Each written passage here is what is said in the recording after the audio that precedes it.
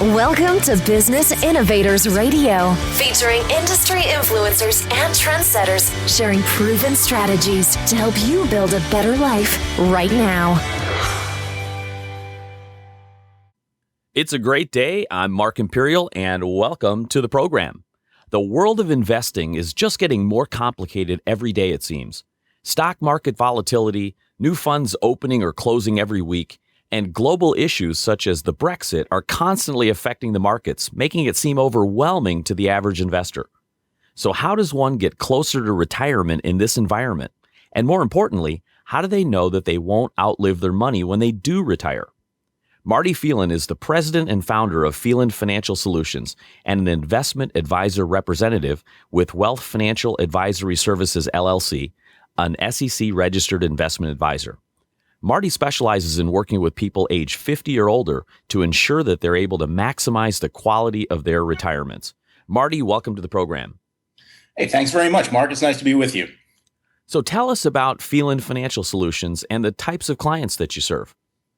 So I work with people who are approaching their retirement ages, typically ages 50 or above, who are concerned about their prospects for retirement and want to alleviate the stress so that they can enter their retirement years knowing that they won't outlive their money.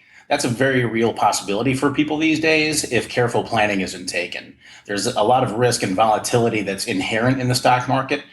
Prices for basic necessities keep going up via inflation, and people are living a lot longer too, which is a great thing, but nobody wants to outlive their money. I help people plan out their finances to get the most out of their retirement. So Marty, what do you feel are the biggest myths or misconceptions about planning for retirement? It's a good question, Mark. You know, one of the bigger mistakes that I see being made, and well, truthfully, there are several that I see frequently. So let me tackle a few of the big ones. Everyone knows that it's important to start saving as early as possible to take advantage of compounding interest in the investments. But what's often ignored is how there's a huge impact in terms of real dollars that individuals can receive or lose if they're not careful about when they start taking their Social Security payments. Timing of those payments can make a huge impact, and now we can run reports to determine how much money someone can stand to gain if they wait or lose if they take their payments too early. As I said, that can have a huge impact on someone's lifelong retirement income. Another thing that I see with my clients often is that they're not working with a fiduciary for their investments and finances. I think many people may not even know about the fact that fiduciary advisors exist, or at the very least don't know what the difference is between an average advisor or average broker and a fiduciary. So I am a fiduciary. And what that means is that I'm legally bound to make recommendations that are in my client's best interest at all times. That's a different standard that I'm held to compared to other advisors or brokers who are simply held to a standard of suitability. Suitability means that they can potentially recommend products that are appropriate based on the stated investment goals, but then might carry with it some high commissions, some fees like 12B1 fees or other loads and kickbacks, which are often undisclosed to the client and impact the long-term outcome of their portfolio, and ultimately make the broker wealthier rather than the client. And that's an important point for any investor to consider, is what are the actual levels of fees that they are paying out of their retirement accounts to be in this product or that one. A non-fiduciary broker might state that, they're charging only 1 or 1.5% for their management fee, which may be true, but it may not be the whole story. So what I do when someone comes and meet with me is I run an investment analysis that allows us to know, matter of fact, what fees are they being charged. Oftentimes, their perception is very different from the reality, and that can be a difficult moment for the client to have that realization. But the silver lining is that they don't have to pay those hidden fees in order to get the risk exposure they want. And in a lot of cases, there's an opportunity to get that growth that they want or need with far less risk and far less fees than they've been paying. But when it all comes down to it, what I offer is what very few advisors do, and that's fiduciary service, putting my client's interests first, and complete transparency in all the fees associated with any product or strategy that I recommend. That's terrific. So Marty, what are some of the most common fears people have about planning for retirement? Well, we're living in an age of tremendous volatility in the markets. There's cronyism on Wall Street. I think a lot of people are still upset about the bailouts, and movies like The Big Short and Wolf of Wall Street are really popular. So it's not surprising that a lot of people are afraid or at least nervous about working with anyone in the financial field. There's a lot of risk if you choose an advisor who's not looking out for your best interests, who will explain all of the pros and cons of a product or strategy with you. I also think that there are people who are only willing to trust themselves now when it comes to their investments, which can be pretty risky in a different way, because that's when emotions control the investments, causing people to buy high off of excitement and the thrill of a stock that's going up. But then when the stock makes a turn and goes low, they sell out of despair and fear. So that's exactly the opposite of the buy low, sell high strategy that we all know works. So working with someone who can guide you through the ups and downs of the market is important, but make sure that they do have a legal fiduciary obligation. Another big fear is for most people, when is the next crash going to hit? For anyone who's closer to retirement, they may not have enough time for their portfolio to recover in any meaningful way if the market drops 40 or 50% like it did in 2008. In fact, in the 15 years between 2000 and 2015, a lot of people don't know that the S&P had only averaged an annual compounded return of 2.3%. That's not very much. That's a lot of volatility considering what the S&P has done for a rate of return that barely keeps up with inflation. So yeah, people do have a lot to be nervous about, but when that fear becomes the motivation for someone to take action to protect their investments and their quality of life during retirement, then there is actually still a lot to be excited about. So what are some common mistakes that you've seen that are made when trying to plan for retirement that you'd like to make people aware of? Well, I've already mentioned the difference between an average broker or advisor compared to someone who's a fiduciary, but the importance of that cannot be overstated. I've spoken with clients who have been told by their advisor, yes, of course, I'm always looking out for you and your best interests, but refused to clearly state that they are a fiduciary in writing. Some brokerage agreements actually contain a clause that states that the broker-dealer is not acting as a fiduciary, in fact. If an advisor can't or will not state in writing that they are a fiduciary for their client, they are not. And that is one thing that every investor should know. I also talked a lot about fee transparency. And this is important for sure, but even more so when you take into account the idea of compound interest. Einstein said that that's the eighth wonder of the world, and I think he was right. So when an investor puts their money into a fund with higher fees, a few things happen. The fees are withdrawn from the fund balance, reducing the amount that can actually grow and compound over time. But what happens is that those fees also compound over time, meaning that you'll pay more and more as the funds get more valuable. This can eat up a significant percentage of a nest egg over an investor's lifetime, and that's why it's critical for an investor to understand clearly the fee structure for any investment plan. Any true fiduciary will not only be transparent, but recommend the products and funds that have the lowest expenses and the lowest fees so that the client's money can grow for them, not for Wall Street. So, Marty, can you give us an example of a way that you've been able to help a client plan for retirement? There's a gentleman that I spoke with who had been working with a big brokerage house for years, almost 2 decades. So I ran a fee analysis for him, and he found out that he was paying 3.24% on his fee, all the fees for his funds, even though he thought that he was just paying 1.33% in fees. So he thought he was paying 1 1/3 points because that's what his broker told him was the active management fee.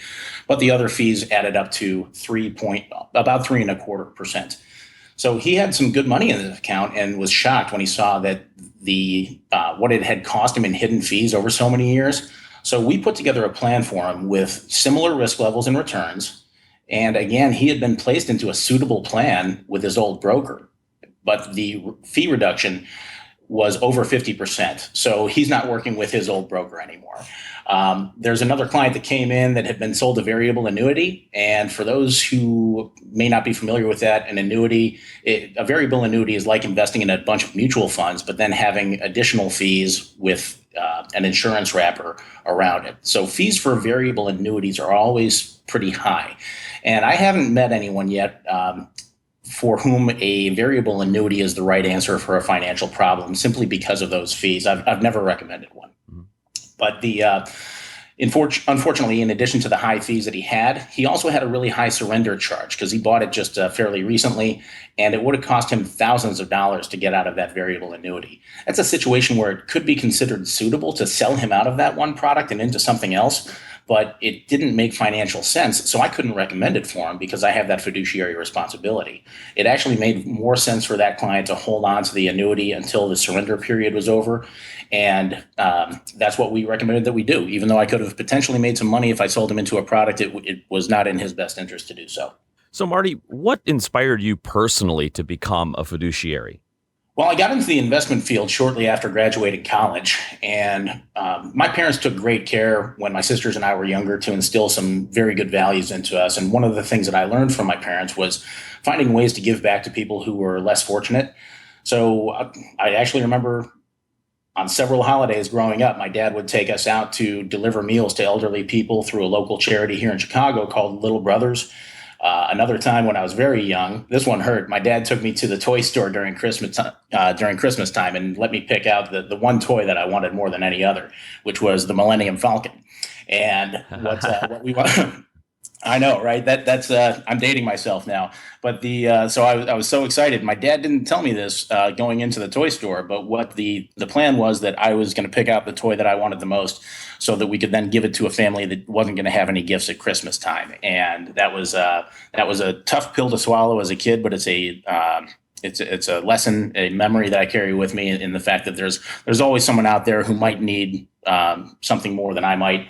And when it comes down to it, that's a good way to live. So when I graduated from college, I wanted to give something back, and I entered an organization here in Chicago called the Inner City Teaching Corps, which actually brought me into the southwest side of Chicago, a very underserved community at the time. And I became a 6th, 7th, and 8th grade math and science teacher for an entire year. I only earned a stipend of $150 a month while I was doing that, and it was the hardest experience of my life. But it was so rewarding to see these kids really learning and applying their new skills. And as a matter of fact, not too long ago, I ran into an old student of mine who had become the head of an accounting department at a local real estate firm. And that was a really cool moment to see that she had gotten as far as she did, and knowing especially that she's in accounting and I helped to teach her math. But unfortunately, teaching grade school was not my calling. And I went to go work with a retirement planning firm in 1996 and was administering the 401k plan for a large insurance firm. My teaching experience came in very, very handy because the rules, the laws, the options of available investments just weren't easy to understand for most of the investors I spoke with. And they needed to have someone spell out the pros and cons for each option and make an informed decision. So I enjoyed that experience. Ultimately, after a few years of doing that, I spread my wings and wanted to venture into real estate, which I did. I coached people on how to increase their financial well-being through real estate.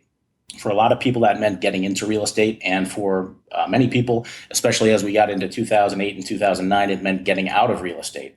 So after the crash in 2008, I set out to learn what could be done so that people could benefit from the ups of the market, but limit or eliminate the downsides and risk.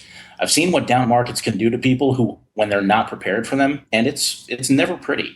So everyone knows that getting ahead financially is important, but what many fail to recognize is that playing offense is not often enough. The strong defense is something that's very necessary if they're going to win the game of retirement, and that's what I set out to do.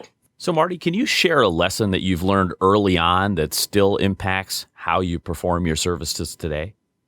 Absolutely. So I mentioned some lessons that I've learned from my father as I grew up. And my dad was a great guy, incredibly smart. And oftentimes when I was younger, I would bring him an idea, something that I wanted to do, maybe something to invest in. Let's call it a lemonade stand. And at any time that I came to him with one of these ideas, I was talking about all the reasons why it would work out, all the reasons why it was a great idea and that I should do this. And all he would do was to poke holes in my argument. And he would ask the hard questions, point out all the downsides, and just really be critical about anything and everything that could go wrong or simply not work out. And at first, I was really frustrated because I thought he was just shooting down my ideas, being a cynic. And ultimately, I confronted him. I'm like, I asked him why.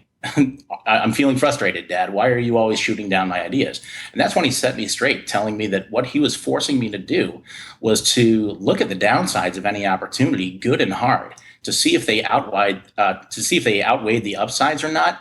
Because if the downsides were minimal compared to the upsides, it was probably a good idea to move forward, he taught me. So that's what I do as a fiduciary. I explain the pros and cons of each investment vehicle, each product, each strategy to the client that I'm working with, because it may or may not be right for them. And by exploring the cons every bit as much, if not more so, than the pros, we know that we can actually make a fully informed decision. So I'm probably going to spend more time trying to talk a client out of doing something than I ever do talking them into a particular direction. What's one thing that we may not have covered that you could share with someone who's wanting to plan for a successful retirement? Well, I just say the obvious, that retirement planning is important, and it probably deserves more attention than it may be getting from most people right now, including their non-fiduciary advisors, of course. Warren Buffett likes to say that rule number 1 in investing is never lose money. And rule number 2, of course, is never forget rule number 1. And I bring that up because when the stock market is going up, up, up, every advisor looks like a rock star. But what's the plan for when it swings the other way? And it's been said that a rising tide raises all boats. And I also like to say that when the tide goes out, you can see who's been swimming without trunks. So I'd say that most people are potentially at risk right now if they don't have a clear plan for capturing the ups of the market and being insulated from the downswings as well. The other thing I would say is, once again, I can't understate the value of working with a fiduciary who has your best interest rather than a broker. If someone has the FINRA or SIPC next to their name, they are probably not acting as a fiduciary. But if somebody is a CFP or they're registered with the SEC, they would be working as a fiduciary for you. So the other thing is that it's absolutely not a question. Success in retirement is absolutely not a question of timing the market, get in, get out at the right time.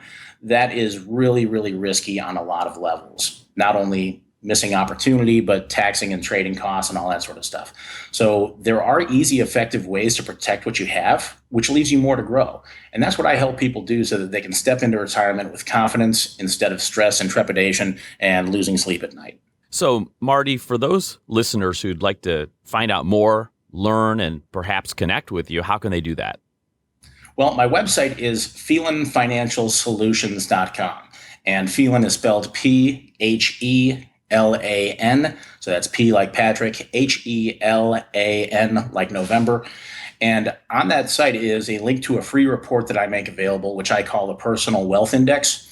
It's not a generic report on stock and market returns. It's really about you. It's about the investor and what role money is playing in your life right now. I found that no matter how well someone is doing in their life in the key areas where we really want to succeed, areas like family and friends, fulfillment and purpose, even our physical health and well-being, all of those are being impacted by our success in money and wealth. Now, I'm not a personal trainer or a minister or a marriage counselor, although sometimes I can kind of feel like one.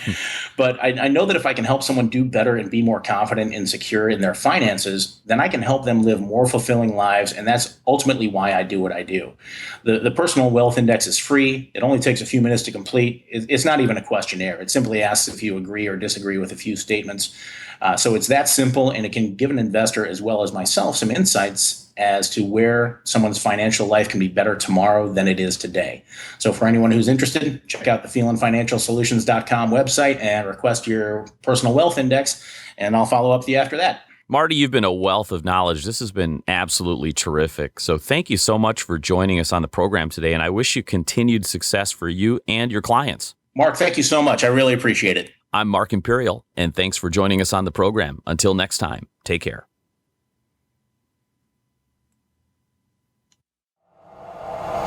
Thanks for listening to Business Innovators Radio. To hear all episodes featuring leading industry influencers and trendsetters, visit us online at businessinnovatorsradio.com today.